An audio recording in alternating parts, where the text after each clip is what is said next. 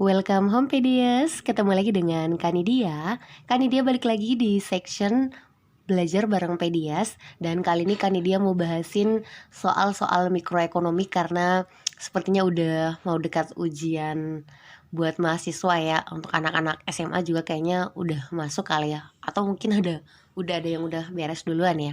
Ya, jadi langsung aja kita mulai.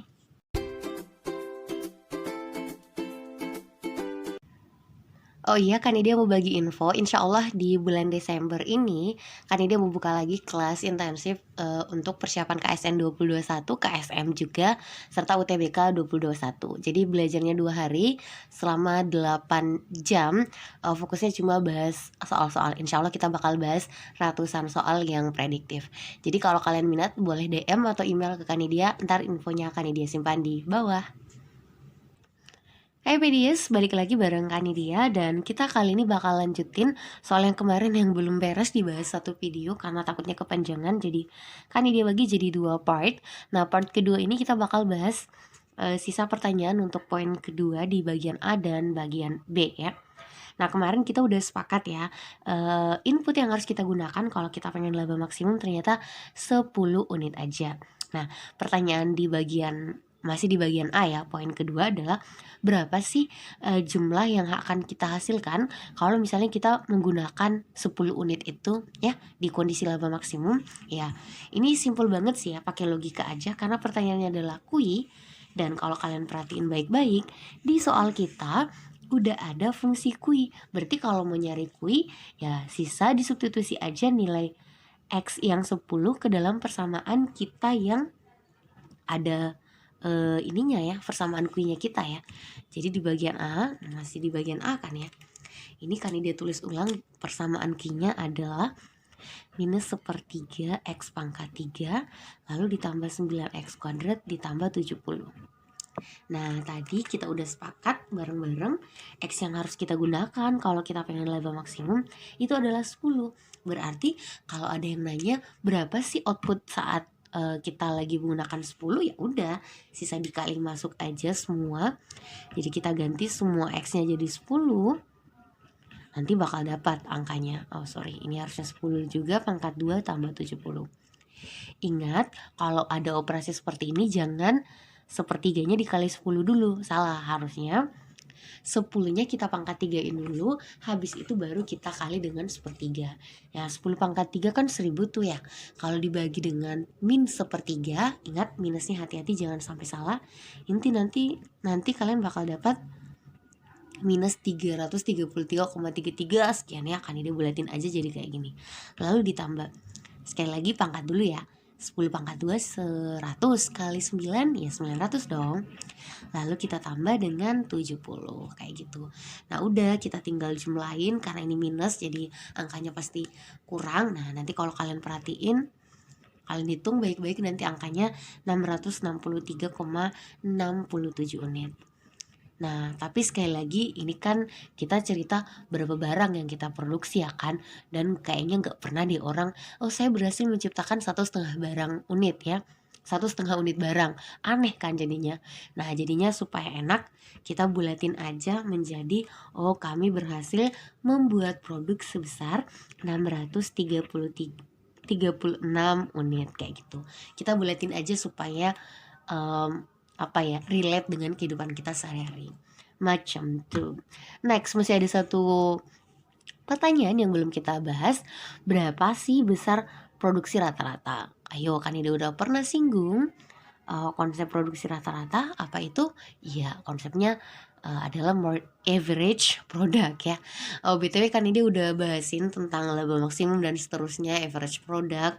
Nanti kan dia simpan semua linknya di description box. Kalian yang basicnya masih agak kurang, alhamdulillah kan ini udah buat videonya lumayan lengkap, jadi bisa kalian jadiin sebagai referensi tambahan ya di luar dari buku-buku atau ilmu yang kalian udah pahami selama ini.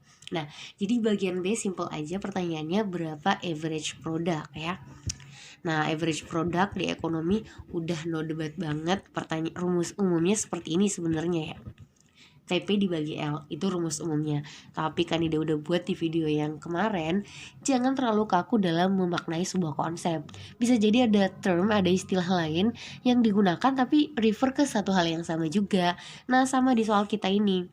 Biar kalian mau bacanya sampai 10 kali juga nggak bakal ketemu TP atau L di soal. Nah, bukan soalnya yang salah, tapi pemahaman kita yang mesti diperluas.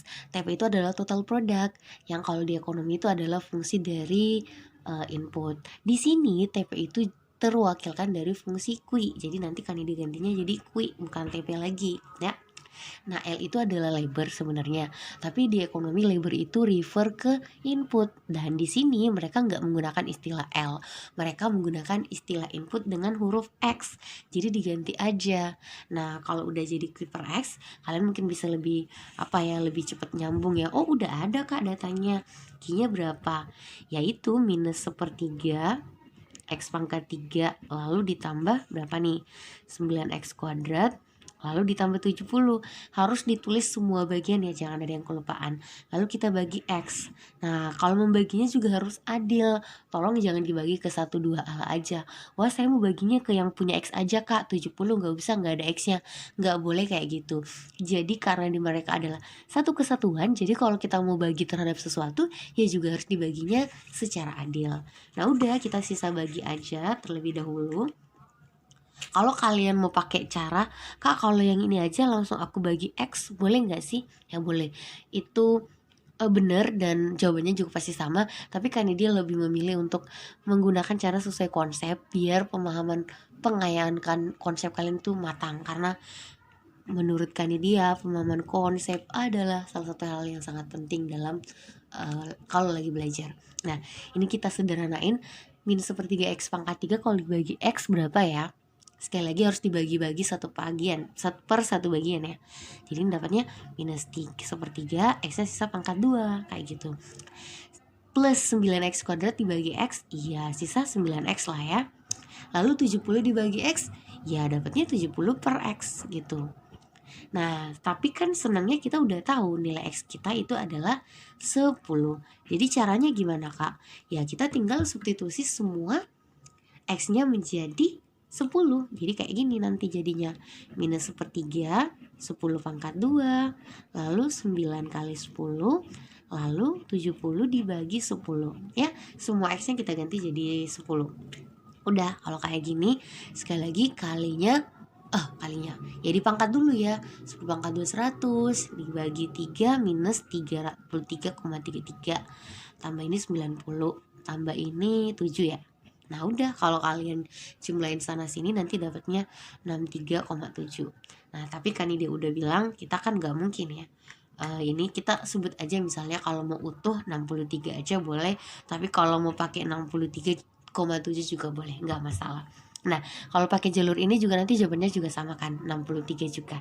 Jadi sama aja, mau pakai cara yang langsung aja atau langsung aja ya. Langsung aja. P sama dengan Q per L. X, sorry. Q-nya kan udah 636, X-nya 10. Ya ini 63,6. Aslinya angkanya nggak terlalu sama, mungkin karena tadi ada kegiatan pembulatan gitu, tapi basically sebenarnya sama aja ya, kayak gitu ya. Jadi kalau misalnya kalian ketemu soal-soal mikro, yang makanya dia sebutin adalah kadang ada dosen yang biasanya nggak semuanya menggunakan istilah yang sama, jadi kadang kayak ada perbedaan istilah, dan harapan Kanidia kalian gak usah terlalu panik, gak usah terlalu atau suuzon duluan, wah dosenku ilmunya sesat. Jangan sampai berpikir kayak gitu atau bertindak, Pak Anda menyebarkan ilmu yang salah ya, jangan. Kalaupun menurut kalian dosen kalian lagi membagikan informasi yang kurang tepat, ya udah diam aja dan coba deh, belum tentu dosen kalian yang salah, bisa jadi kalian yang nggak tepat. Kalaupun ternyata dosennya emang keliru, ya udah diam aja, karena menjatuhkan dosen juga sangat nggak bagus. Untung kalau dia jadi nggak dendam kesumat sama kamu. Kalau dendam kesumat dikasih itu bahaya ya, mesti ngulang lagi gitu. Jadi Jadilah mahasiswa yang ideal, tetap aktif belajar, tetap aktif bersuara. Tapi kalau ada dirasa ada sedikit kesalahan dan dosennya kita anggap lumayan bisa menerima, sebenarnya boleh kok disampaikan. Kan dia pribadi juga dulu beberapa kali kesempatan ketemu dosen yang istilahnya sangat open minded. Jadi kalau dosennya salah sampaikan, atau kita pernah dapat bahkan ada buku yang karena dia terjemahan ya, itu masalahnya ya. Jadi ternyata terjemahannya itu salah. Nah, jadi kita sama-sama, oh iya ini salah. Jadi kita sama-sama belajar dan sama-sama saling memberi masukan. Iya, terlalu banyak nanti jadi ceritanya bikin bosen. Kan dia rasa udah cukup. Kalau kalian seneng, boleh di-share dan di-support dengan di-subscribe dan nyalain loncengnya ya. Oke, sehat selalu Vidis dan jangan lupa bersyukur. Sampai jumpa di video Kanida yang lain. Assalamualaikum.